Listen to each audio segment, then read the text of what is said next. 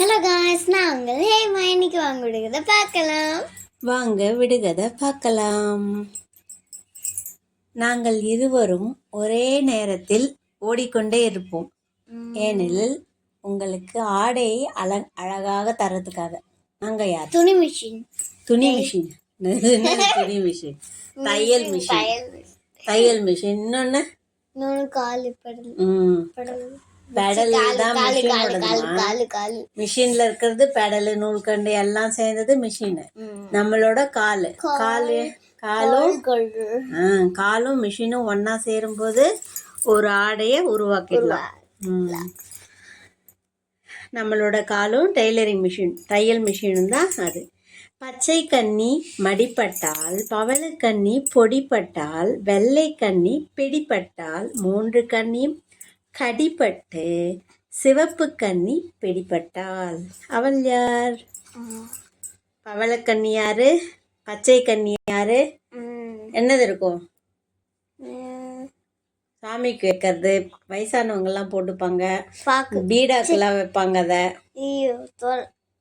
ஜீரணத்துக்காக வெத்தலை பாக்க நல்லா பொடி பண்ணி அதுல கொஞ்சமா சுண்ணாம்பு தடவி 3த்தையும் மடிச்சு சாப்பிட்டோம்னா கடிபட்டால் சிவப்பு கன்னி. நல்ல நாக்கு செவந்து போகும். அது உள்ளுக்கு சாப்பிடும்போது ஜீரண சக்தியை கொடுக்கும் அது. சரியா? வெற்றிலை போடுது, வெத்தலை பாக்கு போடுறது தான் அது. காட்டில் கிடைத்த கட்டை, கான மழை பொழிகிறது. அது என்னது? இந்த கட்டை காட்டில் கிடைக்கும். காட்டிலேருந்து எடுத்துன்னு வந்து இதையெல்லாம் என்னவா பண்ணுவாங்க? ஒரு கருவின்னா நமக்கு பயன்படக்கூடிய ஒரு பொருளாக அதை கட்டையை வச்சு மாத்துறோம்ல. நிறைய மியூசிஷியன்ஸ் யூஸ் பண்ணுவாங்கல்ல. அது என்னது? அது கிருஷ்ணர் கூட கையில் வச்சுருப்பார்.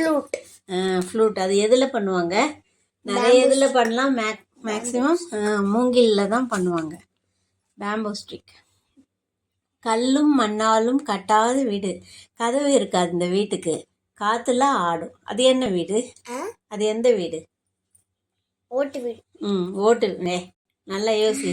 கல்லும் மண்ணும் ஓட்டு வீடுக்கெல்லாம் வைப்பான் தெரியுமா? சுத்தி கல்லு மண்ணு. குருவி கூடு, குருவியோட கூடு தான் அது. குருவியோட கூடு வெயிட்லெஸ்ஸாக இருக்கிறதுனால காற்றுல ஆடும். அது உள்ளே போயிட்டு உள்ளே வரும். நம்ம மாதிரி கதவுலாம் வச்சுருக்குமா? நம்ம தான் நிறைய ப்ராப்பர்ட்டி சொத்தெல்லாம் வச்சுருக்கிறதுனால கதவை சாத்திட்டு போவோம். யானை, என்ன, நாய், பூனை எல்லாம் வந்ததுன்னா, எலிலாம் உள்ளே வந்ததுன்னா அதனால கதவை சாத்தி வைப்போம் இல்லை? அதுக்கு கதவுலாம் தேவையே கிடையாது. போகும் வரும். குருவி கூடு தான் அது. கலகல சத்தத்துடன் கைக்கு அழகானவள். அவள் யார்? வளையல். வளையல். வளையல் தான் அது. நிறைய வளையல் போட்டுண்டா சத்தம் கலகலன்னு கேட்கும்ல. காகிதம் கண்டால் கண்ணீர் விடும், முக்காடு போட்டால் மூளையில் அமரும். முக்காடுன்னா மேலே போட்டு போல நம்மள மறைச்சி, அதான் முக்காடு. பேப்பரை பார்த்த உடனே, காகிதத்தை பார்த்த உடனே கண்ணீர் விடும். பெண்ணு பேனாதான் அது. கண்ணீர் விடும்னா அதுல உள்ள இங்கு வந்து மையா யூஸ் ஆகுதுல்ல, அது மூலியமா எழுத்து நமக்கு பளிச்சுன்னு தெரியுதுல்ல.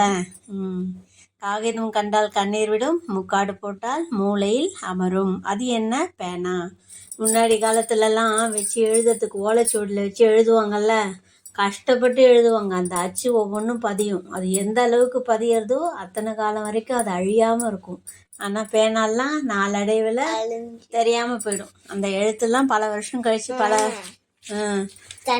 பல காலங்கள் கழிச்சு அது இருக்காது. அதுக்குதான் ஒரு சில பேனா, பால் பெயின் பென்லாம் வந்து அழியாது, சீக்கிரத்தில் அழியாது. பஞ்சபூதங்களில் கடைசியாக உள்ள நிலத்துலேருந்து நான் வரேன், நிலத்துலேருந்து நான் பிறக்கிறேன். சரியா? என்னோட தோல் வந்து தங்க நிறத்தில் இருக்கும். என்னோட தோல் வந்து தங்க நிறத்துல இருக்கும். பறவைங்களுக்கெல்லாம் உணவா கொடுப்பாங்க அத. சரியா? நவதானியத்துல ஒண்ணு அது. அரிசிக்கு முன்னாடி என்னது? உமி வந்து அதுல இருந்து எடுக்கிறது. அரிசியா எடுக்கும் போது வர்றது உமி. அதுக்கு மேல உள்ளது என்னது? அது அரிசியும் அந்த நெல்லையும் சேர்ந்து இருக்கும்போது, அந்த உமி இருக்குல்ல, மேல் தோலும் அரிசியும் சேர்ந்து இருக்கும்போது அதுக்கு பேர் நெல். அதை தனியா பிரிச்சு எடுக்கும் போது வர்றதுதான் உமி. புரிஞ்சுதா? அது தோல் கோல்டன் கலர்ல இருக்குமா நெல், அதுக்குள்ள இந்த அரிசி வரதா. அதை நல்லா கொதிக்க வச்சோம்னா ஒன்றா மொத்த அரிசியும் ஒன்றா சேர்த்து கொதிக்கிற தண்ணியில் ஒரு பிடி போட்டோன்னா எவ்வளோ 2 பேர் சாப்பிட்ற அளவுக்கு சாதம் ரெடி ஆகிடும். வந்துருமா?